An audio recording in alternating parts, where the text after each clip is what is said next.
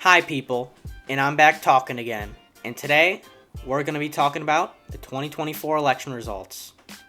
So as you've heard already, Donald Trump has been the projected winner of the presidency, which goes against my prediction, as I predicted Kamala Harris would win the presidency 270 to Trump's 268. I'll start with Wisconsin. Wisconsin has Trump at about a 0.9% lead.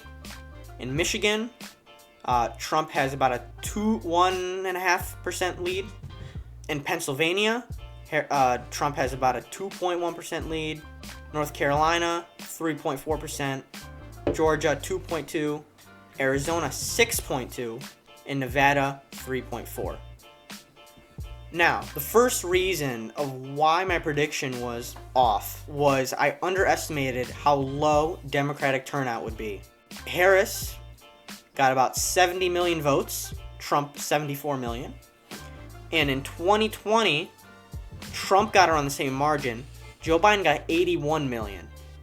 This is an 11 million voter decrease on the Democratic side.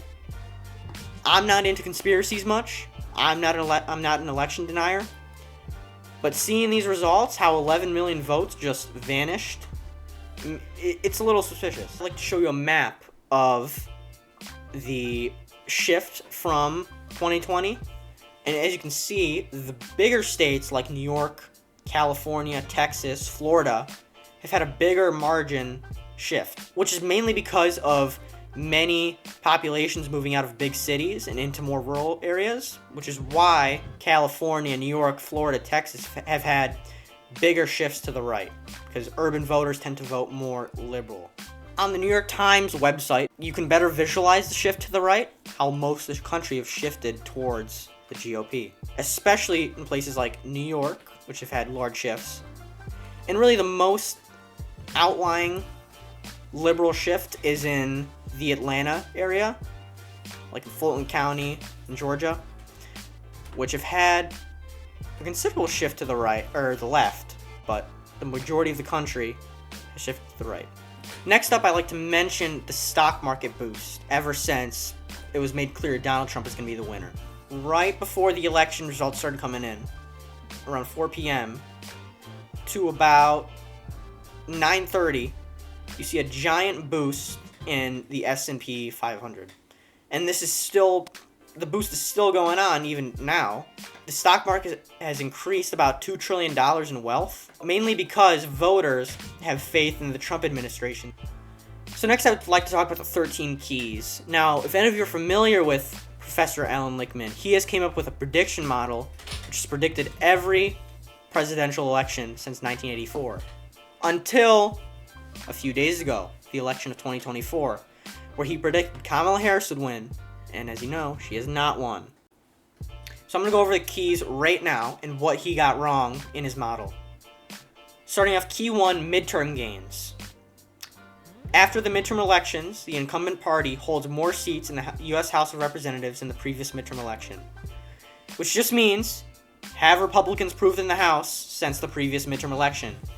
And in 2022, Republicans did have an increase, even though they were overestimated. They did have a boost in the House.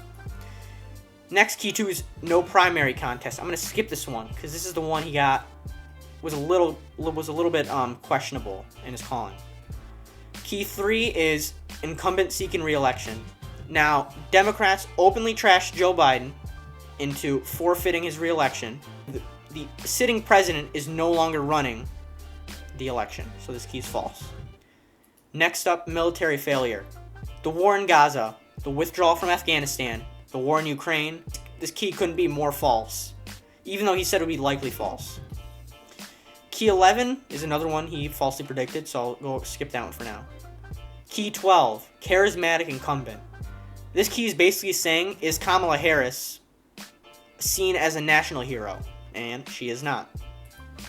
Now I'll go over the keys Alan got wrong. Starting with key 2, the primary contest key, which he said was certainly true, even though Harris was not involved in any primary election.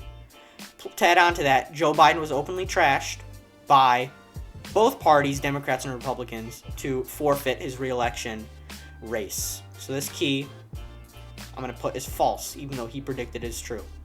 Next key I'd like to go over is key 11, major foreign/military success. Now, he stated this key was true mainly because of the Ukrainians' counteroffensive put together by the Biden coalition of the West. Now, this war is still going on today. Lives are still being lost. I would not say this war has been a success, so I would put this key as false. So just by applying the keys accurately, which he has not, it predicts a Donald Trump win. And lastly today, I like to go over my prediction of the 2024 election and what I got wrong myself. I had Harris winning all 3 of the blue wall states. Now, in reality, Trump won all 3 of these states. Even though it was closer than the rest of the swing states, he still won them by a comfortable margin. Now, why I predicted these states wrong is mainly because I underestimated the Arab and Jewish vote and the black vote, and the impact the wars in Gaza and Israel and Biden inflation has had on these communities, which I think was enough to turn all 3 of these states red. Plus Jill Stein's basically stealing part of Harris's vote in Michigan, which I think helped Trump win it by a bigger, comfortable margin. And that was my 2024 election map analysis.